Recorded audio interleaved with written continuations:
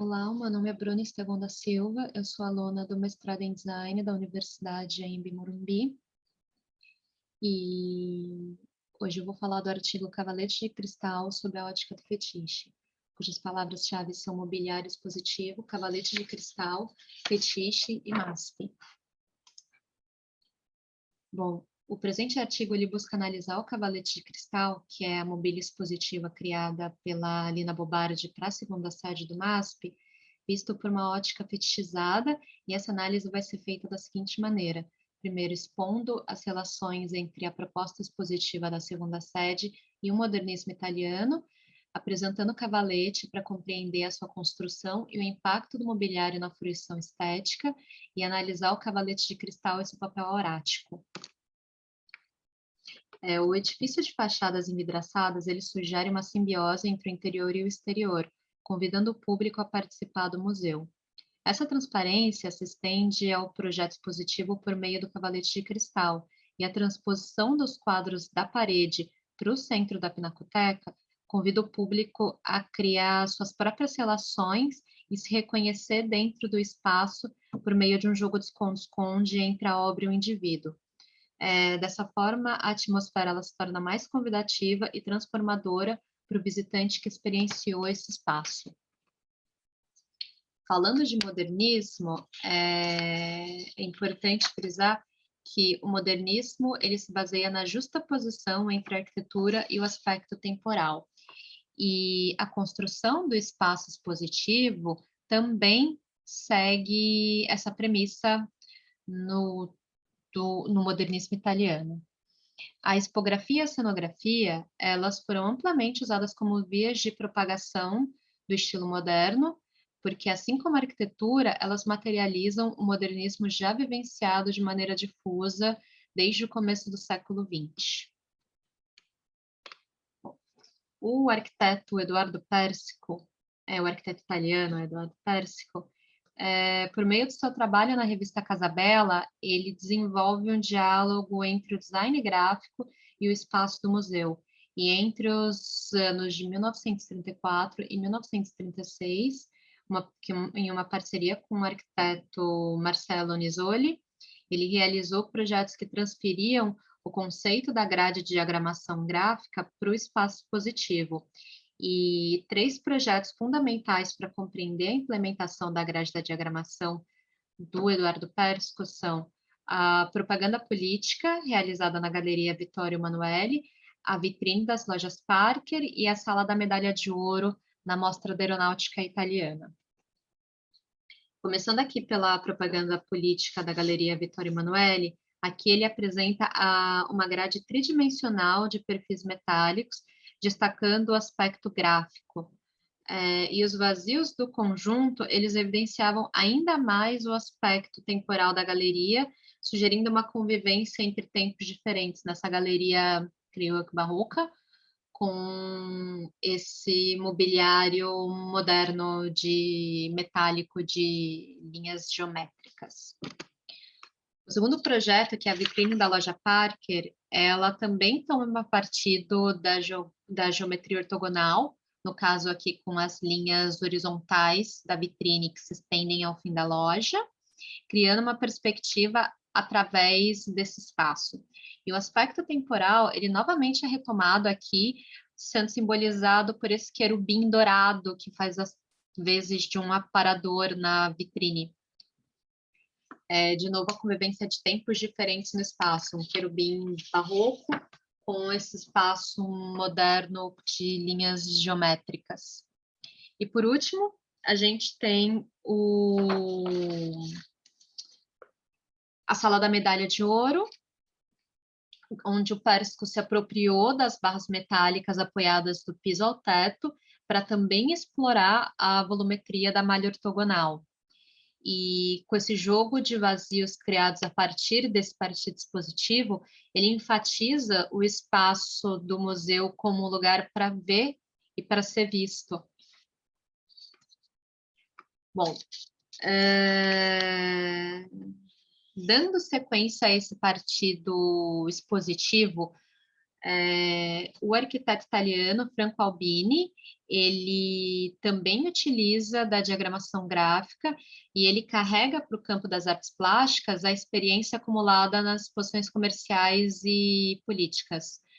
Uma exposição muito importante para entender o desenvolvimento do modernismo italiano no campo do design expositivo é a mostra do artista Scipione, realizada na Galeria Brera em 1941.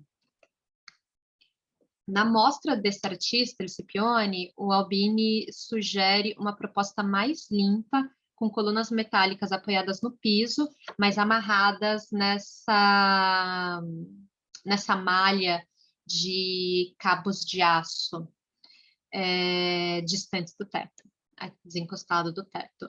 E o deslocamento das obras da parede para o centro do espaço expositivo, aqui ele já tinha se tornado recorrente, uma vez que esse partido ele permite que sejam apresentados objetos de variados formatos dentro do espaço.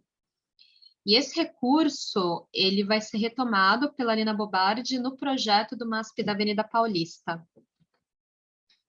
Bom, de modo que a trajetória da arquiteta Lina Bobardi no campo da expografia deve sim ser analisado sob a luz dos arquitetos italianos.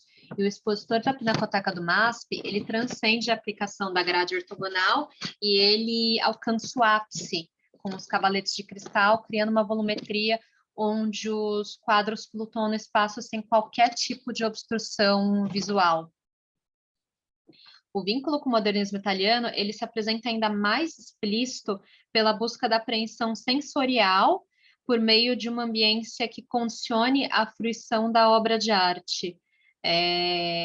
Na Pinacoteca do MASP, o visitante ele é pego desprevenido e sem preconceitos ou destaque sobre a obra de arte, porque as obras fazem parte de um conjunto, elas não têm um destaque individual. Opa! O formato dos cavaletes do MASP, ele sugere a desmaterialização quase total de suporte, paradoxalmente obtida através de técnica rudimentar e de uma materialidade expressiva, um mecanismo recorrente na poética de Lina Bobardi. A escolha dos materiais, elas propõem uma continuidade da arquitetura do edifício, que é o uso do concreto e do vidro. E o cavalete de cristal, bom, ele é composto por um cubo de concreto e uma lâmina de vidro vertical, onde são fixados os quadros, e essa lâmina com o cubo, elas são ajustadas através de uma cunha de madeira junto à base. Esse sistema ele permite que as obras flutuem no tempo presente, apresentadas como lamelas científicas isentas de toda a carga cultural de origem. Aqui a gente tem um exemplo mais de perto mostrando como funciona o cavalete e as relações que ele faz com os materiais do prédio, como uma grande maquete desse prédio. Bom, em 1996, após o falecimento da Lina Bobardi e do afastamento do diretor, o Pietro Maria Bardi, os cavaletes eles foram arquivados no porão, mas em 2015, com a troca da diretoria do museu, o projeto original ele foi retomado e os cavaletes retornaram à Pinacoteca. O escritório Metro Architects, foi convidado para revisar o projeto original, fazendo ajustes para resolver as novas demandas estruturais. E, de modo geral, o cavalete ele sofreu poucas alterações aparentes.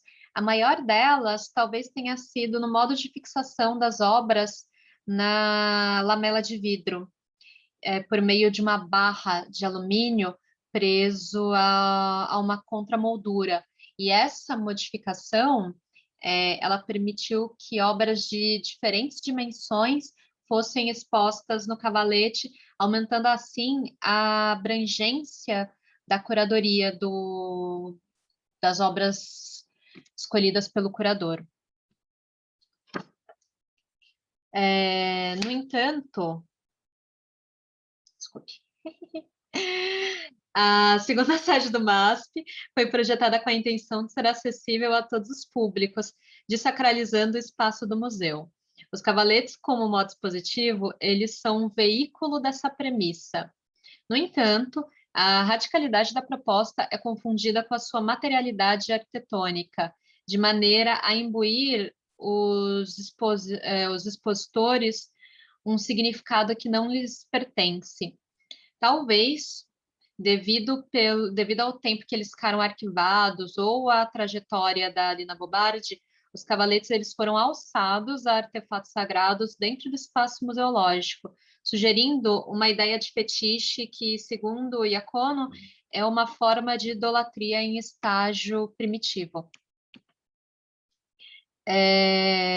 Como exemplo de fetichismo, aqui é apresentada a exposição Lina Bobardi, arquiteto, que foi trazida ao MASP em 2006 por Vasco Caldeira, o projeto expositivo de Vasco Caldeira. Aqui é importante fazer um parênteses que essa exposição ela é pré-retorno dos cavaletes, então ela ainda fazia parte ela ainda estava sendo exposta no MASP de paredes de gesso, MASP Cubo Branco. Bom, e aqui, com a intenção de homenagear o projeto expositivo original, a iniciativa ela se mostrou equivocada por conta da iluminação, que nesse caso, no projeto original, os cavaletes eles são iluminados de maneira indireta, para que eles, entre aspas, sumam no espaço e a obra de arte seja protagonista. Nesse projeto, a iluminação inadequada focou nos cavaletes de cristal, que acabaram criando sombras e reflexos, enfatizando ainda mais a presença desses cavaletes, a presença física desses cavaletes. E aqui o expositor ele adquire um protagonismo que não lhe confere, extrapolando a ideia original de suporte do que está sendo exposto e não protagonista. Já na obra Tempo Suspenso, de um Estado Provisório, de Marcelo Cidade, aqui a relação entre a aura e o objeto ela se torna explícita. A peça que consiste em um cavalete com marcas de tiro, fazendo alusão à violência institucional. Bom, a obra de Cidade, ele rebate a ideia que o suporte não pode ter a mesma importância da obra de arte, mas ela abrange sentidos controversos, já que reforça a ideia de materialidade do expositor e se mostra um objeto escultural, deixando seu valor de culto implícito. E o último exemplo, a gente tem a obra Coluna Pralina, que passou a ser exposto na Pinacoteca do Museu ainda esse ano, 2021. E aqui os elementos construtivos, eles são adaptados, os elementos construtivos do cavalete, eles são adaptados e transformados em um objeto escultórico desde sua criação. No entanto, a obra ela é resultado da premissa aurática do cavalete, porque o expositor ressignificado, ele dispõe da mesma importância da obra de arte até se tornar uma obra de arte. A recepção da arte, ela se dá de duas maneiras, uma sentada no valor de culto e a outra no valor de exposição da obra de arte, que sugere uma aura sacralizada dos artefatos como objetos únicos e intocáveis que operam num patamar elevado, distante das relações cotidianas e vestindo significados que não lhes são inerentes. E para Walter Benjamin, desculpe, a aura da obra estabelece um valor de culto, a aura da obra estabelece um valor de culto sobre ele e tem origem nos rituais da imagem, ao passo que essas obras elas são separadas da cerimônia e a quantidade da exibição aumenta e o valor da exposição lhe atribui novas funções. Bom, aqui, nesses exemplos que a gente nesses exemplos mostrados anteriormente, a substituição dos valores de uso no museu, há uma substituição dos valores de uso no museu. O cavalete, originalmente uma mobília expositiva, passa por um processo de fetichização que o torna um elemento protagonista na dinâmica do museu. Então, na final, por que essas homenagens ao cavalete elas são consideradas fetiche? No conceito de fetichização, se encontra no ato de atribuir aos objetos significados que não lhes são inerentes, ou como diz Rafael Cardoso, divinizar aquilo que não é humano e incluí-lo na nossa humanidade.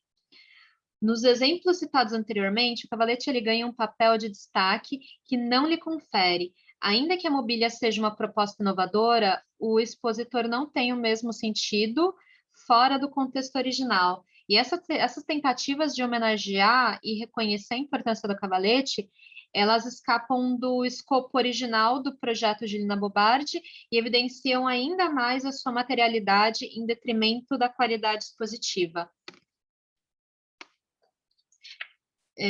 O impacto da Pinacoteca do MASP e dos seus cavaletes é uma experiência sensorial que conecta o visitante à obra.